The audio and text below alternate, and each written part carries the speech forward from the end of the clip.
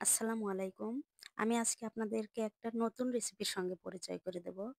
যেই রেসিপিটা আমার মনে হয় শেরপুর বগুড়ার মানুষ ছাড়া অন্য জেলার মানুষ মনে হয় এই রেসিপিটার সঙ্গে পরিচিত নন। আবার হয়তোবা হতেও পারেন। আমার জানার মধ্যে হয়তোবা ভুলও হতে পারে। তো এই রেসিপিটা শুধু যে এই মাছ দিয়েই করা যায় এমন না। এই রেসিপিটা মানে আপনারা চাইলে গসি মাছ, বাইম মাছ, চ্যাং মাছ, তারপরে ইলিশ মাছ এগুলো দিয়েও করতে পারবেন। তবে ইলিশ মাছের ক্ষেত্রে একটু সাবধানতা অবলম্বন করতে হয় যেন মাছটা ভেঙে না যায়। আর এই মাছগুলোর ক্ষেত্রে মাছ ভাঙলে অতটা সমস্যা হয় না। কারণ ইলিশ মাছে একটু কাঁটা বেশি থাকে। এজন্য মাছটাকে আস্ত রাখতে হয়। আর এই মাছগুলো মানে আমরা ভেঙে ফেললেও কোনো সমস্যা হয় না। তো পাঙ্গাস মাছ আমার খুবই প্রিয়। আমি না শুধু আমার পরিবারে মানে আমি খাই, আমার শ্বশুর, আমার দেবর, আমার মেয়ে আমরা ৪ জন খুব জমিয়ে খাই পাঙ্গাস মাছ হলে। তো খায় না শুধু আমার সাহেব আর আমার শাশুড়ি।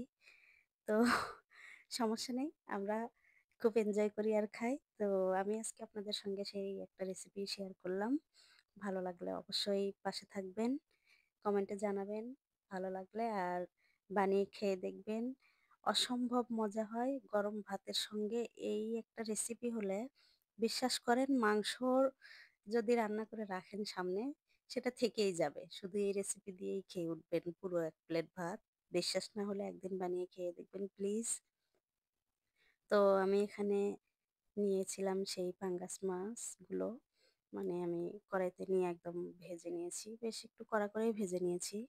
তারপর আমি এখানে কড়াইতে একটু জিরে ফোড়ন দিয়ে একটু গরম মসলা দিয়েছি আর আদা রসুন বাটা, মরিচের গুঁড়া, হলুদ গুঁড়া, লবণ, একটু পেঁয়াজ আর এই তো মিষ্টি কুমড়া আর আলু আমি ছোট, ছোট টুকরো করে কেটে রেখেছিলাম। সেগুলোকে আমি কড়াইতে দিয়ে এগুলোকে একটু মানে সেদ্ধ করে নিয়ে বেশ অনেকটা সময় ধরে বেশ ভেজে নিচ্ছি।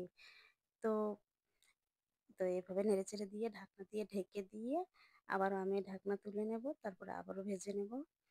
তো এভাবে এই একই প্রসেসে আমি কয়েকবার এই মানে আলু আর মিষ্টি কুমড়োটাকে ভেজে নেব। তো এগুলো বেশ খানিকটা ভাজা হয়ে যাওয়ার পরেই আমি মানে ওর মধ্যে মাছগুলো দেব। আগেই দেব না কারণ মাছগুলোকে আমি আগেই কড়া করে ভেজে নিয়েছি। আর আগেই বলেছি যে এখানে অন্য মাছও এড করা যাবে। অন্য মাছের ক্ষেত্রে ইলিশ মাছের ক্ষেত্রে একটু সাবধানতা অবলম্বন করতে হবে এই আরকি। তাছাড়া গুছি মাছ দিয়ে এই রেসিপিটা বেশি ভালো লাগে। তো আর আমার মনে হয় যে সবথেকে সুস্বাদু খাবার হয় পাঙ্গাস মাছ দিয়েই। কারণ আমি এটা পছন্দ করি। তো এই তো মাছগুলোকে আমি ওর মধ্যে দিয়ে দিয়েছি। দেওয়ার পরে একটু বেশ জোরেই নাড়ছি। কারণ মাছটা ভেঙে গেলে কোনো সমস্যা নেই। কারণ আমি মাছগুলো ভেঙেই ফেলবো। আর মাছটা ভাঙা হলে এই ভাজিটা একদম বেশি ভালো লাগে, বেশি মজা লাগে। তো এই তো একদম মানে কড়া করেই ভাজবো আমি এটাকে। একদম কালো করে ভেজে নেবো। কারণ আগেই বলেছি এটা মাছের কালাভুনা। যত বেশি ভাজবেন ততটাই বেশি ভালো লাগবে। একদম ঝুরঝুরে করে ভেজে নিয়েছি। আমি মানে আলু আর মিষ্টি কুমড়া যেন নরম না হয়।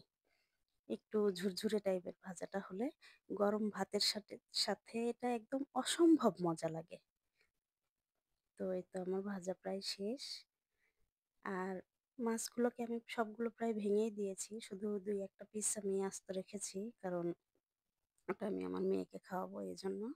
আর সবগুলো মাছ আমি ভেঙে দিয়েছি। কারণ ভাঙা হলেই বেশি ভালো লাগে এই রেসিপিটা। রুটির সঙ্গেও এটা খাওয়া যায়।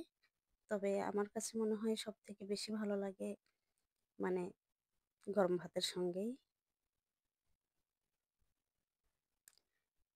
তো যদি মাংস রান্না করেন মাংসের থেকে এটাই বেশি ভালো লাগবে। খেয়ে দেখবেন বানিয়ে কেমন হয়েছে বলবেন। ভালো লাগলে অবশ্যই কমেন্টে জানাবেন। মাছের কালাভুনা আমার মনে হয় মাংসের কালাভুনার থেকেও এটার স্বাদ বেশি হয়। বিশ্বাস না হলে বানিয়ে খেয়ে দেখবেন। আসসালামু আলাইকুম।